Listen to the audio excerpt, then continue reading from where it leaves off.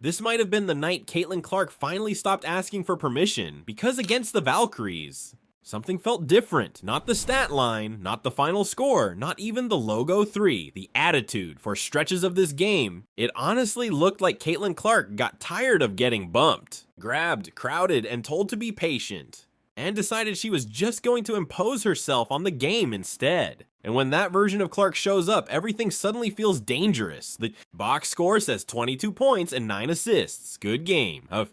Except that doesn't actually explain what this felt like, because this wasn't one of those clean highlight wins where Indiana looked dominant from start to finish. This game was ugly, physical, weird officiating, missed shots everywhere. There were stretches where both teams looked uncomfortable offensively.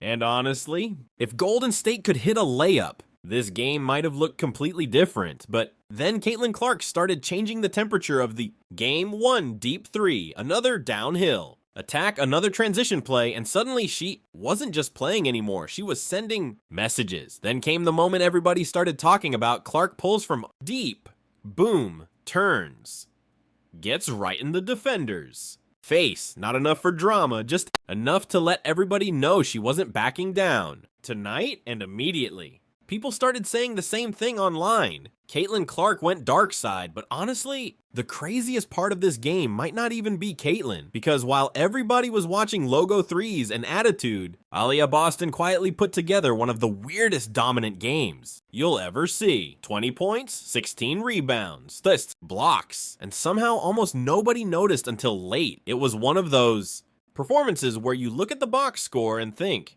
wait, she had how many rebounds? And for the first time in a while, it actually felt like Indiana wasn't waiting for Clark to save them. It felt like Clark and Boston might finally be unlocking each other. And if that's happening, the rest of the league may have a bigger problem than they realize. And honestly, this game started in a way that should make Indiana a little nervous, because we're starting to see a pattern. Fast start, good energy, then suddenly everything slows down again. Indiana came out looking sharp early.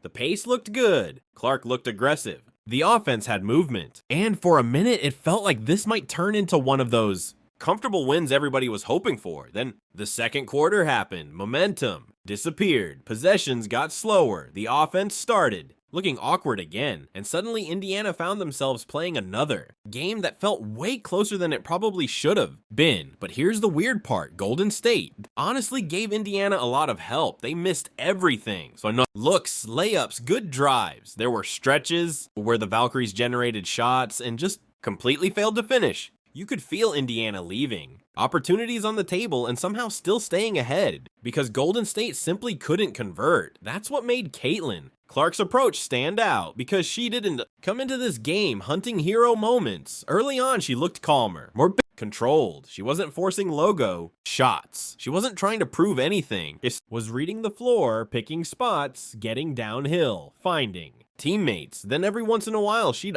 casually remind everybody she can still pull from ridiculous range whenever she wants. Meanwhile, Aliyah Boston was doing something what almost nobody noticed in real time, quietly stacking, rebounds, quietly controlling, possessions, quietly putting together one of those games where everything looks normal until suddenly you check the numbers. 20 points, 16 rebounds, 3 blocks, and somehow it never felt loud. That's scary, because if Boston starts dominating games quietly while Clark controls attention, Indiana suddenly becomes a completely different team. And then the second half started, and Caitlin Clark stopped being patient. And then Caitlin Clark started looking like she was done being nice, because somewhere in the third quarter, the game stopped feeling controlled and started feeling personal. You could see it. The pace changed.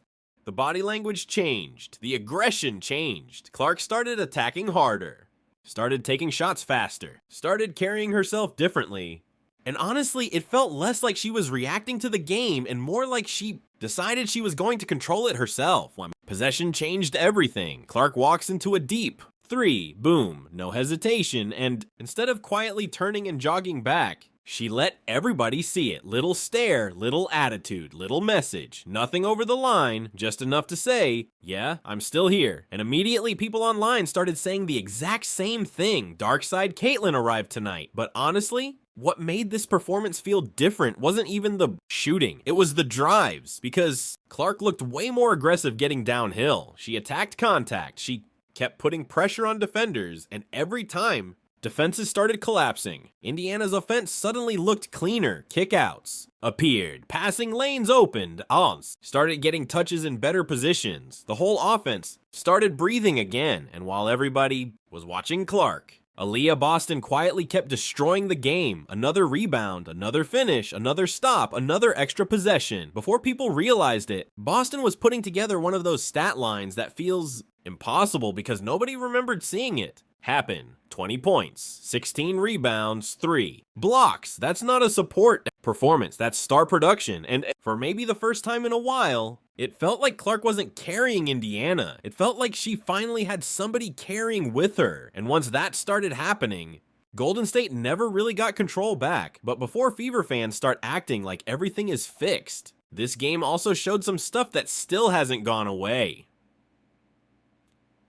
The bench, the depth, and honestly, the length issue still popped up more than people probably wanted to admit, because even in a game Indiana won, there were stretches where production outside the main group got really quiet again. There were moments where Clark sat, Boston cooled off for a possession or two, and suddenly the offense started feeling way harder than it should. That's what made this win feel strange. The final score looks comfortable, but if Golden State finishes even slightly better around the basket, we might be talking about a completely different game today. That's not disrespect, that's reality. The Valkyries left a lot of points sitting out there, open shots, easy. Finishes, drives that normally go in. Indiana got stops, but they also got helped in places. At the same time though, credit where it belongs. Indiana didn't panic. That actually stood out. Earlier in the season, games like this sometimes turned into rushed possessions and heroes. Basketball, this time they stayed calmer. Fights. Cunningham gave useful minutes. The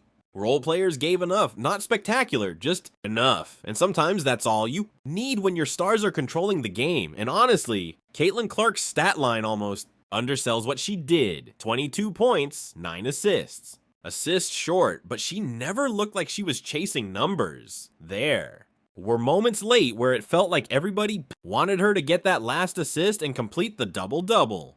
And she just kept making the right read. That's usually a good sign, because when Clark starts mixing patience with aggression, that version becomes really hard to defend. And suddenly, Fever fans started realizing something interesting. This didn't feel like peak Caitlin Clark. This felt like the version before peak Caitlin Clark, which might be even scarier. But honestly, the biggest takeaway from this game might not be the score. It might not even be the logo 3. It might be what this game quietly said about where Caitlin Clark is heading. Because for a while, the conversation around her felt strange. People talked about efficiency, talked about the shooting, talked about whether defenses had adjusted, talked about whether teams figured something out. And then this game happened, and suddenly people remembered something important. Caitlin Clark doesn't always need to look explosive to control a game. 22 points, 9 assists, multiple momentum swings, not controlled.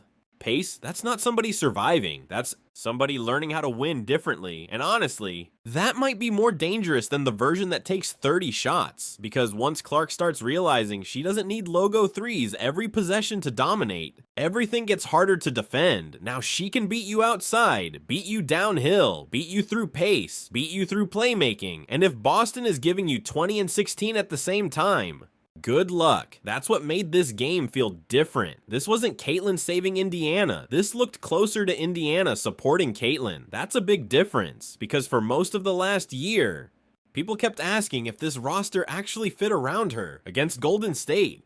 For stretches, it finally looked like the answer might be yes. Perfect, still missing depth, still missing size, still missing consistency, but better. And maybe that's why fans got so excited about one little moment, not the stats, not the score, that stare after the deep 3, that tiny flash of attitude, because it felt like frustration, leaving, like Clark stopped trying to prove she belongs and started reminding everybody she already does. And if that version sticks around, the rest of the league might have a problem bigger than they think. And honestly, this might end up being remembered as one of those games where the box score didn't fully explain what people watched. Because if somebody only sees 22 points and 9 assists, they're going to think, good game, solid win, move on. But that's not what this felt like. This felt different because for stretches of this game, Caitlin Clark didn't look like somebody trying to force greatness. Looked like somebody realizing she doesn't need to. The logo shot was there. The downhills, attacks were there. The passing was there. But the biggest difference was control. That's what stood out. And honestly, that version of Clark might be scarier than the version everybody keeps waiting for. Because if she starts combining efficiency with aggression, that's where MVP conversations become real. At the same time, Aliyah Boston deserves way more attention after this. Game, 20 points, 16 rebounds, 3 blocks. And somehow,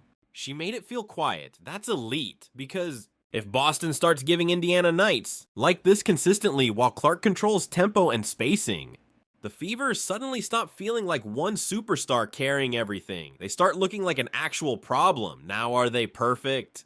Knowing that bench still needs work, depth still matters. There. Where possessions Golden State probably should have converted, and Indiana still has stretches where the offense disappears. But this game felt important anyway, because for maybe the first time in a while, it didn't feel like Clark dragging everybody. It felt like pieces starting to fit, and if that keeps happening, people may look back at this game and realize it wasn't just another win. It was the night Caitlin Clark stopped trying to survive the season and started attacking it. Now I want to hear from you. Did Caitlin Clark officially flip the switch in this game? Was this the return of the real logo Caitlin? And maybe the bigger question, was Aliyah Boston actually the most important player on the floor and nobody noticed? Drop your thoughts down below. Don't forget to like the video, subscribe to the channel, and turn on notifications so you never miss any Caitlin Clark and WNBA coverage. And I'll catch you guys in the next one.